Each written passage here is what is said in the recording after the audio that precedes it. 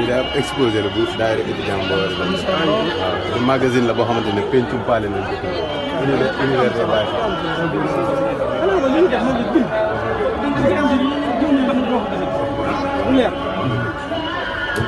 dañ ci boole daal lii moo nekk première édition bi ñu ci signalé waaw da ciy génne ak dañ ko bëggoon nag jamono ju ne kañ koy tuddee dëkk mag léppam dañuy dem ba yegg waaw ñëpp waa njabootu maam Cheikh yëpp la ñuy topp bu matee ñu door a génn ci seex yi nga xam ne lépp dafa yaatu waaw dañuy yeex waaw xam ne sëñ Aliou bañ tàmbalee dañuy indi gébb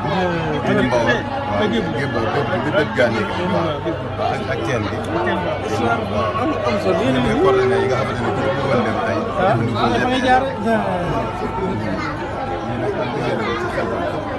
sëñ Moussa Saliou Ndaw moo fi ñëw am ñu ne nañ ko jàllale waat waaw ñu taarixu Mbawar la sëñ Aliou ba mu jógee ba mu génn ci école bi comme Cheikh la bàyyi boori Mbawar ak ñu def ba ñibbi ba na ma sancee Mbawar ak jëflante yam fa amal ñam fa fekkoon nag kilifa diine yeeg ñu daal ak am solo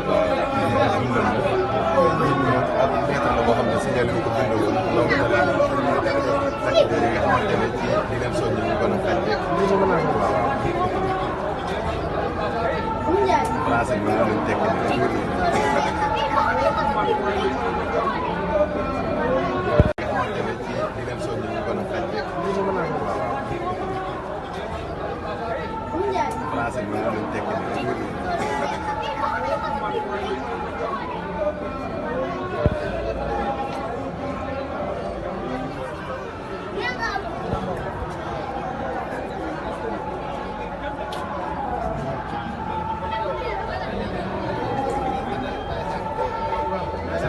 Dari kan baik gori.